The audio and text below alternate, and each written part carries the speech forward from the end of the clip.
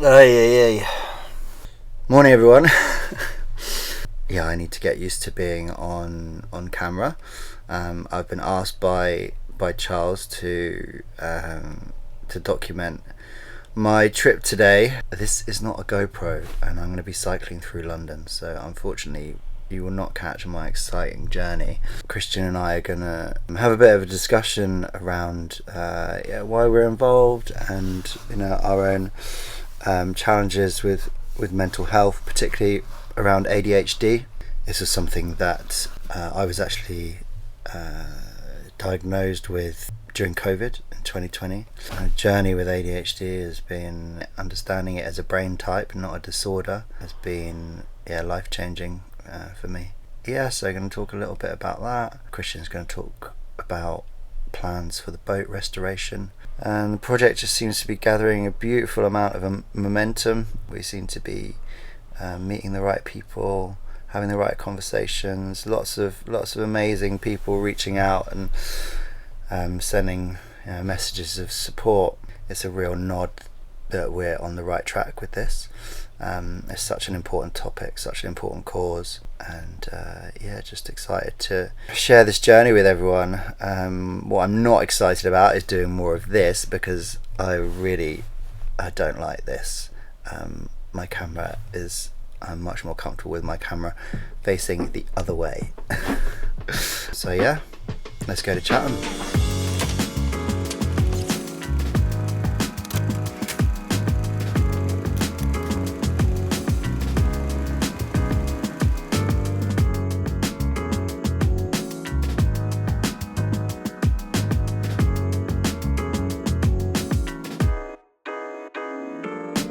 I'm at Chatham Station waiting for Christian. It's very weird being on camera for the first time. I mean, I'm used to being the other side of the lens, so this is like really stepping outside of my comfort zone. This project is far bigger than me and my insecurities, so here we go. We're going to go and see the boat. We're going to do some vlogging. I'm going to tell you a bit about me, about my journey, why I'm involved in this crazy challenge. See what happens. Hey buddy. The man himself. Cristiano. That's getting better. I did not realise you were bringing that. No, that is not going to fit in the car. No. Right, looks like you're cycling. Huh? Looks like you're cycling. Looks like I'm cycling. Yeah. This is so weird. Yeah, isn't it?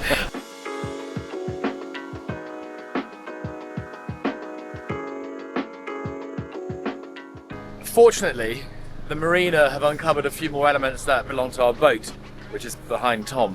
And we're going to go and have a look at them.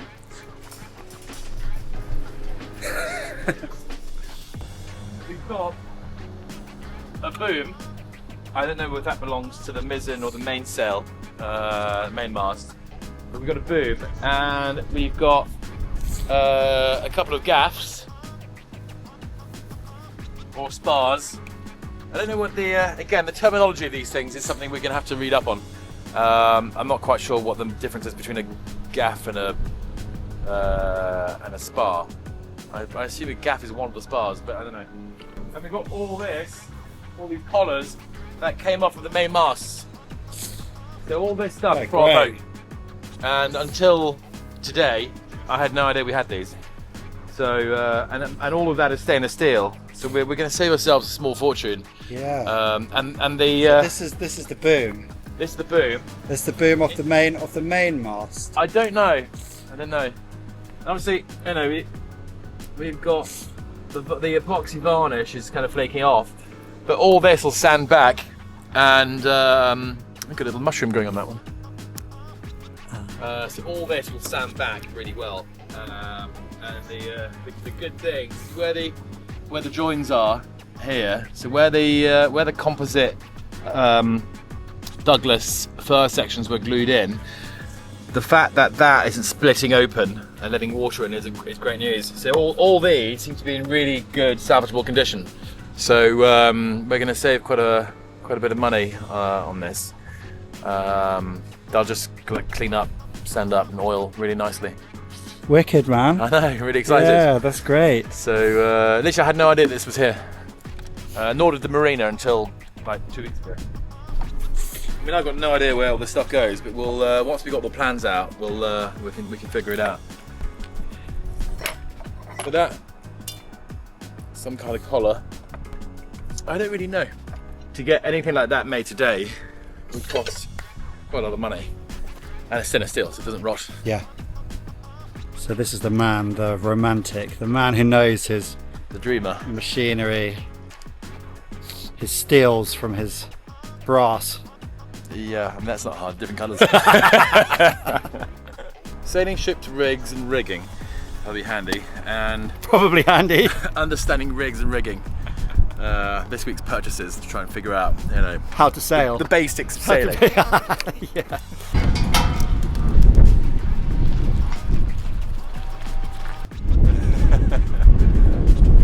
Wow. Tom meets the boat for the first time. How is she floating? I love that. That's the first question. She's still afloat, and we've got a lot of work. Wow. Yeah, we do. So, yeah, whilst the common understanding is that none of us have any sailing experience, I have some dinghy experience. She's so gorgeous. So gorgeous, despite all the rust. So rusty. She's so rusty. So rusty. Filming looks like a piece of piss. Yeah. So, buddy, Yeah. how does it feel being on this this gorgeous vessel? I'm really happy and really excited. And bearing in mind that I am prone to falling in love with things that are really rusty and needing a lot more work than most people would find acceptable. So I am. Yeah, this is the kind of thing I love. So I mean, we do have our work cut out, but I think it's going to be a great journey. I really do. Between us, we've got enough courage to do this, and I think along the way, as we've already experienced in the first week of launching, we're gonna find a lot of people who want to help. Mental health and also resurrecting things that have been abandoned are both things that sort of, I think, everybody deep down holds close to their heart. Yeah. There's something There's about a synergy there, isn't there? Yeah, there is. Somehow. Resurrecting the kind of the man within that is a little bit broken is symbolic to resurrecting. Yeah, I on the mean, outside. more than a little bit. Yeah. I mean, look at the rust on this beauty. Yeah.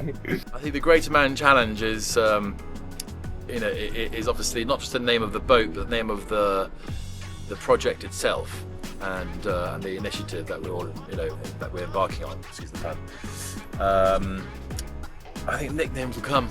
I think when we're at sea, or when there'll be a moment like, oh yeah, that's what we should call her. Or during the restoration. Yeah. Yeah. Well, shall I jump aboard and we'll have a little. So you can leave have a your little bike there. gander, yeah.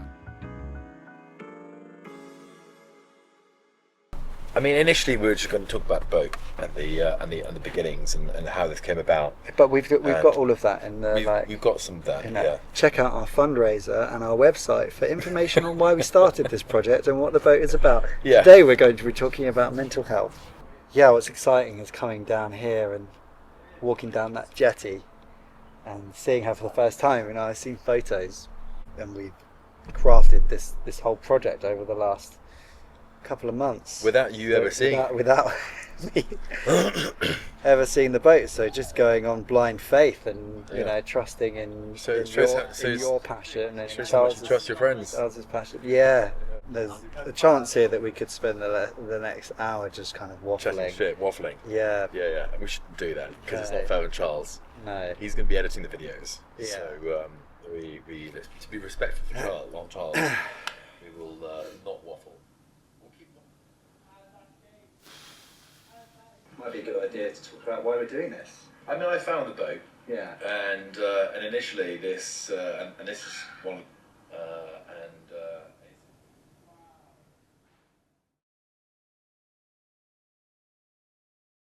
and this is one of the big issues that I've been faced with in my life is seeing something and thinking to myself, I'm going to get that, do it up in a couple of months and sell it. And then what happens? Well, one, it never takes 2 months. It always takes like 6 months or a year. And then because I like it so much, I don't want to sell it. Yeah. So essentially, when I first saw this boat and it came up on my feet, I thought the same process happened in my mind. It was kind of yeah, it'd be really great. You get a boat, and then you know, put a little bit of time and money into it, and find some masts, and then off you go.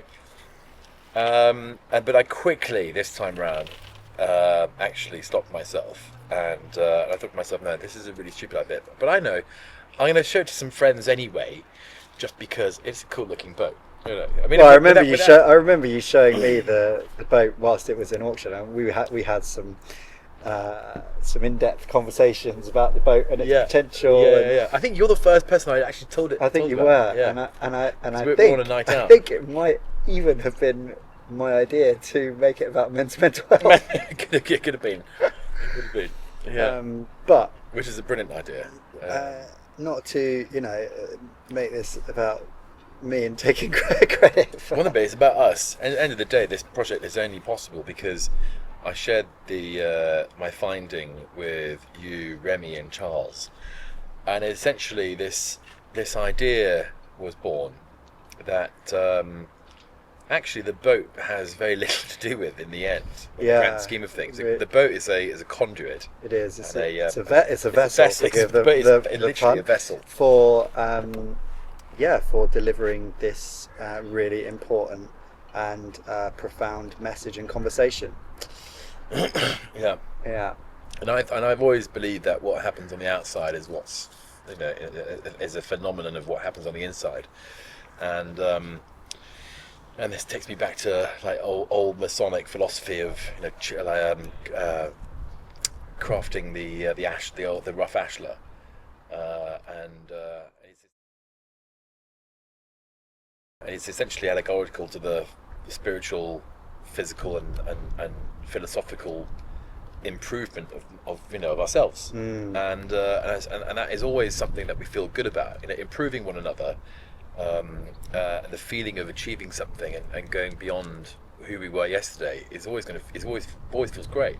Yeah. And on the outside, finding something that has been neglected, whether it's an old property, an old car, an old motorbike, or an old boat, the idea of bringing it back to life, I think, resonates with the idea inside of working on ourselves internally. And I think that's maybe the reason why this kind of project is so attractive to so many of us.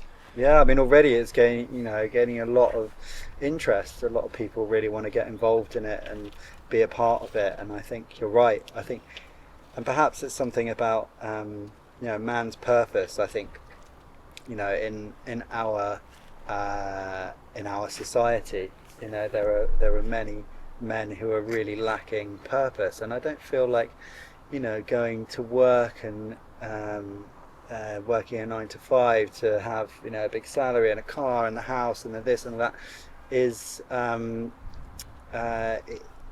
does that really resonate with what we're really here to do?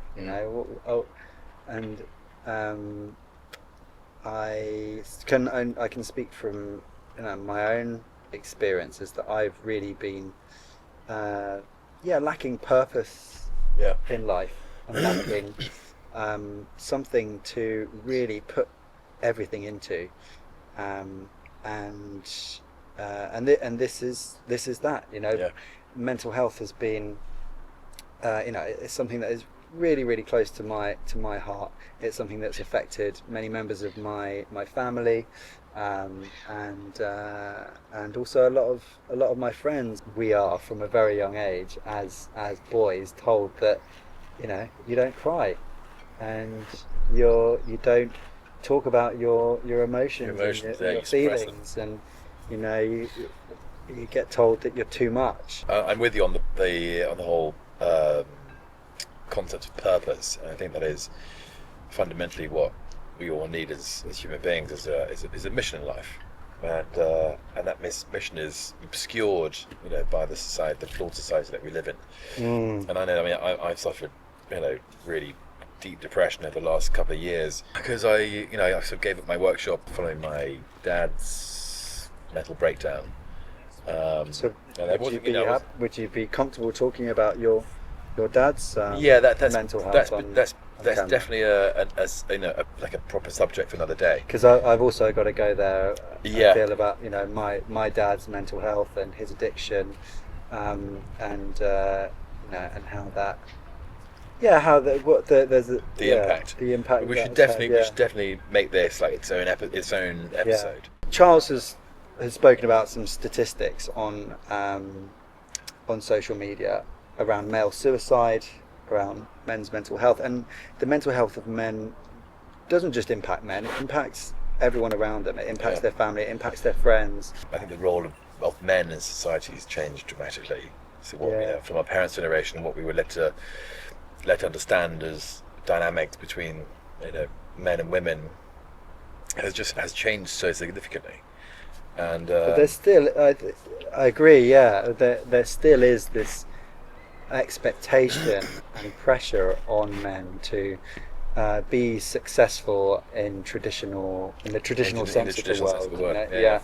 Having this successful career, and you are judged by how much you have in your bank account and what you the feathers that you show off to the world, right? As opposed to really what really matters, which is who you are at your core. Are you happy? Are you content in life? And are you compassionate? Are you being a good citizen? And do you have an understanding of who you are as an individual? Because that's really the first step in really making a difference is understanding fundamentally who you are as an individual.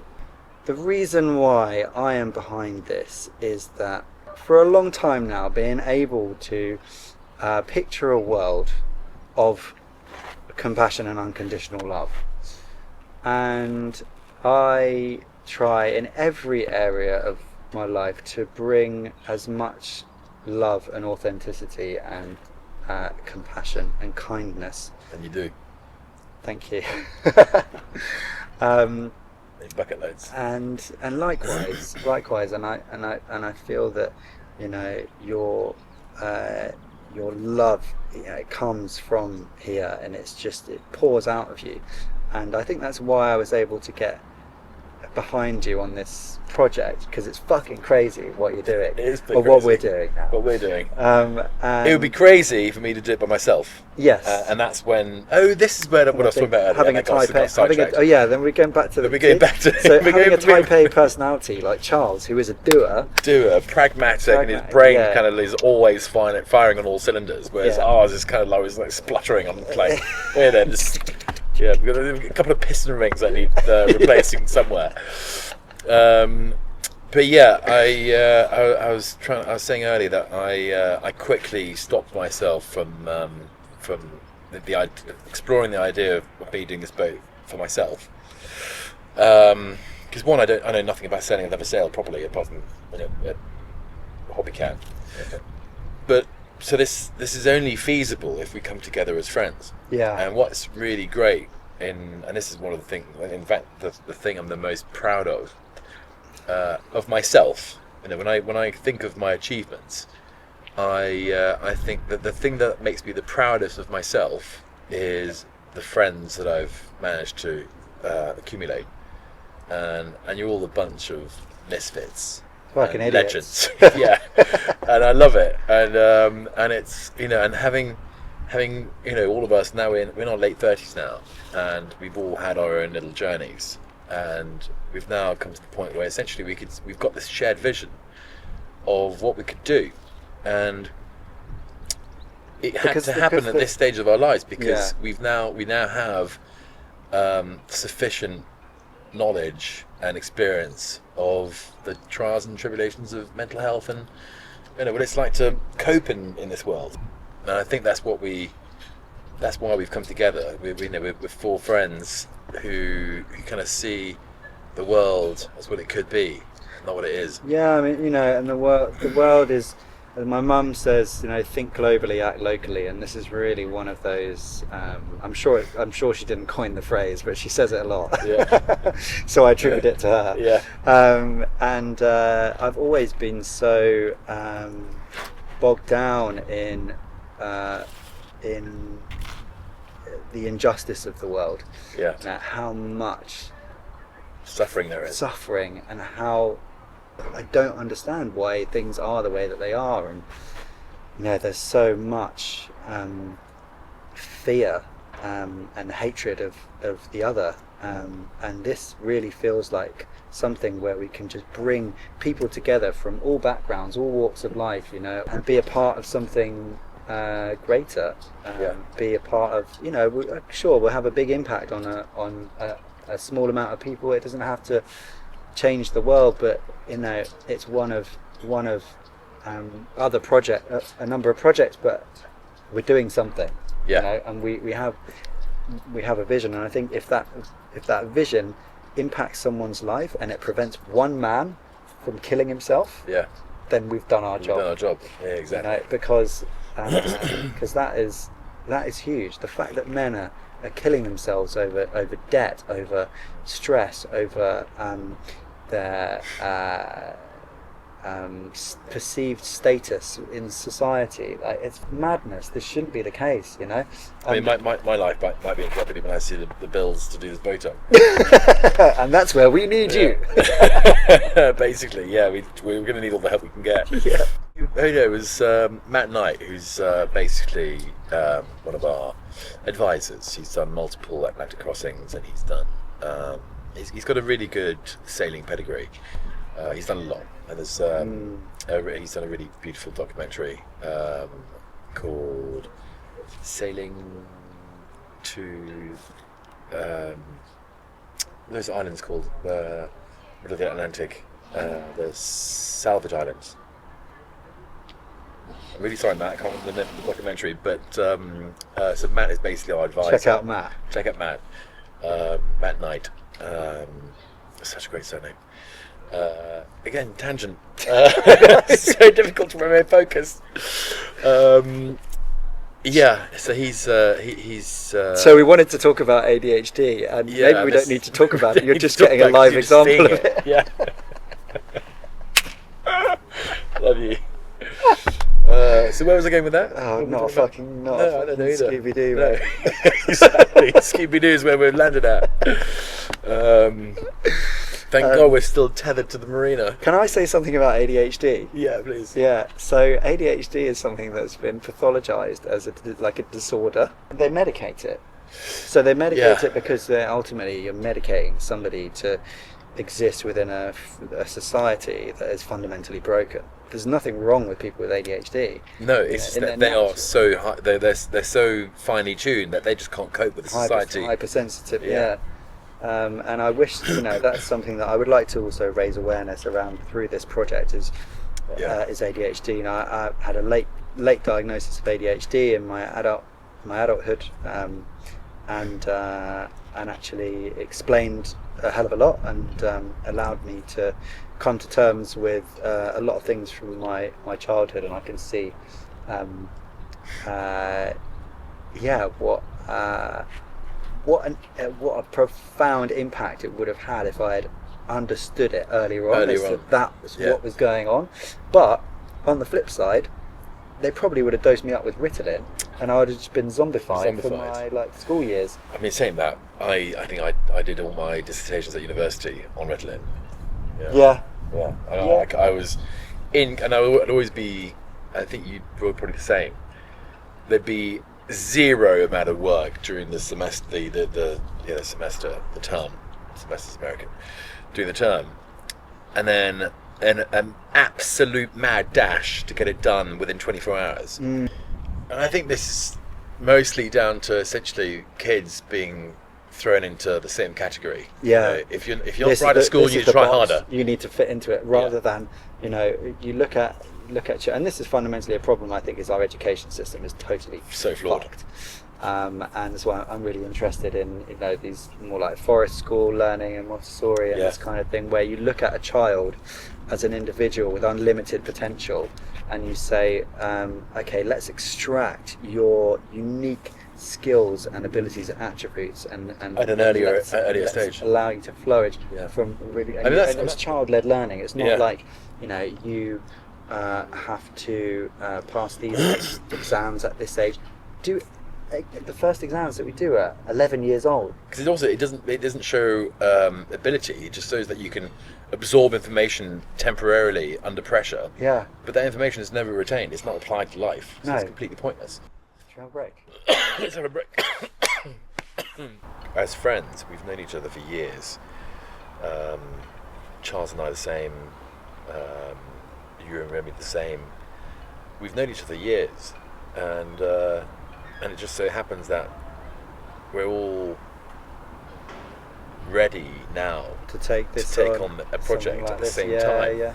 You know, and we have the right dynamic between us to see it through. Yeah, yeah. You know, it's you know, this potentially couldn't have happened a few, 2 years ago. No, and I feel, very, very fortunate and privileged that I'm in the position that I can actually put time and effort into a project like this. But this is down to the support that I've been lucky to have in my life that enabled me to step away from work that was making me really unhappy, and a kind of trajectory that was not aligned with who I am and what I desire at my core, and to step into a freelancer way of living through photography, and so I feel very fortunate that is now in a position that it's affording me the time and space that I can pour my heart and soul into a project